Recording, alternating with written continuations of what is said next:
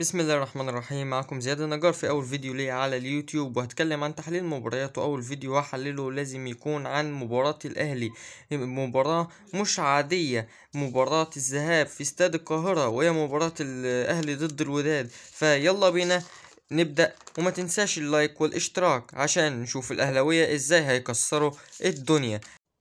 اللي حصل الماتش ده بان المباراة بدأت بان الحكم بيحاول يطلع ماتش نضيف بدون كروت، لكن ما كانش ينفع في الماتش ده، لانه الماتش ده عصبي. لازم اللعيبة يعرفوا حدودهم، ولاعيبة المغرب معروفين بالحرفنة بس في تضييع الوقت، وده عامل نفسي على اللعيبة بالذات مع ياسر ابراهيم وحمدي فتحي. اول 20 دقيقة ضغط من نار، وحسين الشحات نجم المباراة من اولها لاخرها، وده عامل 2 اسيست ومراوغات، ولعب على النسق الاوروبي. ومروان عطية وحرفنة محمد هاني. بيبتدي الماتش ونبدأ. فصلى على النبي، وانا متأكد انك عملت لايك واشتراك لانك اهلاوي، وهشوف قد ايه الاهلاوية هيكسروا اللايكات.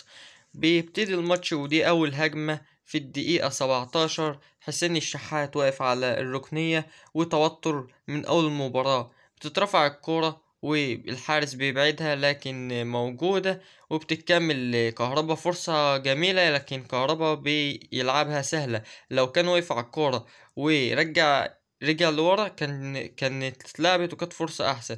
وهنا دي ضربة جزاء 100%، لأن اللاعب الأسمراني الكرة جت في إيده قبل ما تلمس دماغ اللاعب اللي جنبه، فالكرة ديت فيها ظلم. وكمان لقطة حسين الشحات ديت لقطة معبرة عن الظلم في الحكم في المباراة، لأن حسين الشحات متداس على وش رجله.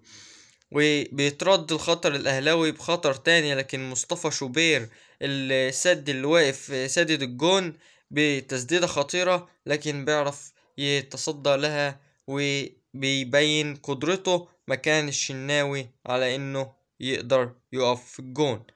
وبيتعمل هجمة، وده الأول هدف أهلاوي. لولا حسين الشحات ومكافحته كان ممكن يسيبها عادي، بس كمل وراها. كان ممكن يسيبها وتطلع، بس ما كانش حد يقول له حاجة لأنها كانت الكرة بعيدة شوية. بس العرضية الأروع هدف حسين الشحات، هدف حسين الشحات مش هدف بيرسي تاو. كرة جميلة جدا وحرفنة ومهارة من حسين الشحات بعرضية، لكن الحارس ما يعرفش يعمل لها حاجة في الزاوية. الحارس ما عرفش يعمل لها حاجة. احتفال جماهير الأهلي وبرسيتاو الرايق اللي دايما بيمتع جمهور الأهلي بمراوغاته، وكان عليه مراوغات وانطلاقات روعة المباراة دي.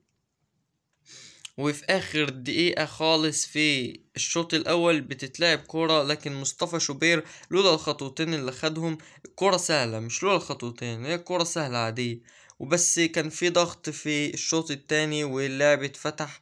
وتسجيل الاهلي الهدف التاني ليه رد على اللي الوداد عمله وفتح الملعب. وكهربا بيعلي الفولت ويحط الجون التاني برضو من اسيست حسين الشحات. حسين الشحات كان عامل وراه ولا اروع، ولا اروع. اسيستين ومهارة ولعب من نسق اوروبي، لعب من نار. ومحمد هاني في الاسيست الاولاني لحسين الشحات بالمقاس، مليمتر مليمتر يا حسين عشان تلعبها انت كمان. وكهربا يحط الفولت العالي وتخرم الشبكة. واحتفالا شوفوا محمد هاني بيلعبها الاسيست بطريقة في مكان، والحارس متقدم، ودي غلطة في الحارس، دي غلطة في الحارس، وبنرد الاعتبار.